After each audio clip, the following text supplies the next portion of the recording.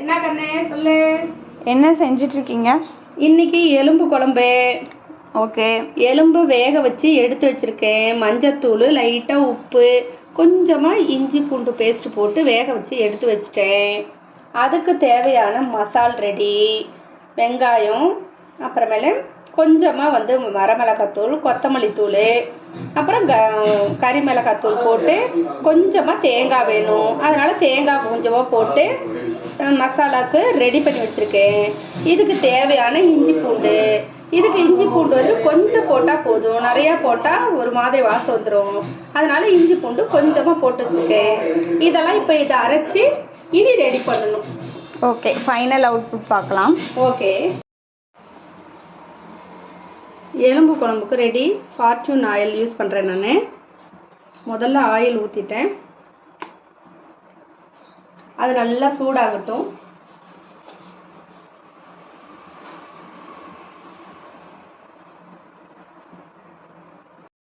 இதுக்கு தேவையான கருவேப்பிலை. எலும்பு குழம்புக்கு கடுகு போட மாட்டேன். இதுக்கு தேவையான இஞ்சி பூண்டு,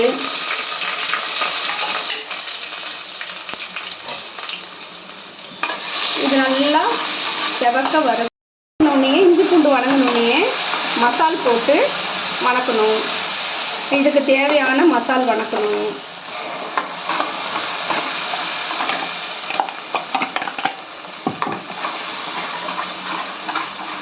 இது ஒரு 2 நிமிஷம் வணங்கினா போதும்.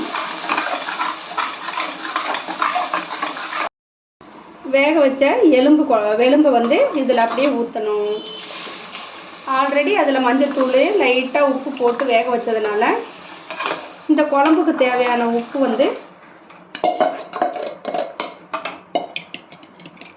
கொஞ்சமாக போட்டால் போதும்.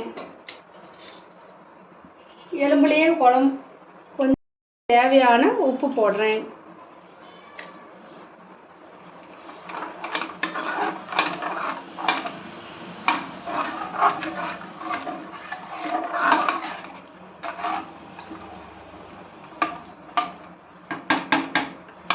தேவையான இன்னும் கொஞ்சம் தண்ணி ஊற்றலாம்.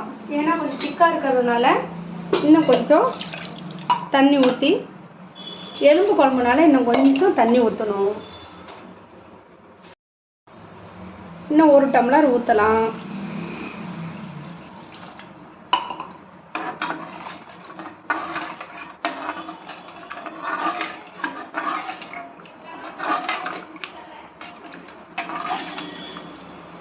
இப்போ இதில் உப்பு கரெக்டாக இருக்கான்னு பார்த்துட்டு உங்களுக்கு தேவைன்னா கொஞ்சம் உப்பு போடலாம். எனக்கு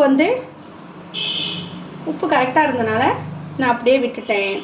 மசாலும் எல்லாமே கரெக்டாக இருக்குது, காரம் எல்லாமே கரெக்டாக இருக்குது.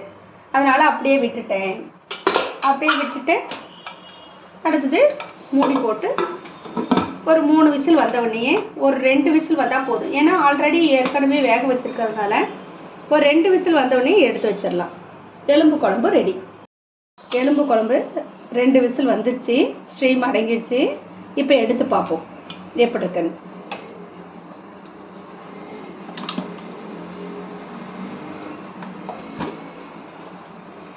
வாவ், கொதிச்சிடுச்சு, நன்றாக கொதிச்சிருக்கு.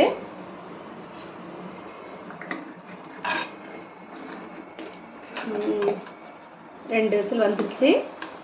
எலும்பு குழம்பு ரெடி. நீங்களும் உங்கள் வீட்டில் இது மாதிரி செஞ்சு பாருங்கள். டேஸ்ட் எப்படி இருக்குதுன்னு சொல்லி கமெண்ட் பண்ணுங்கள்.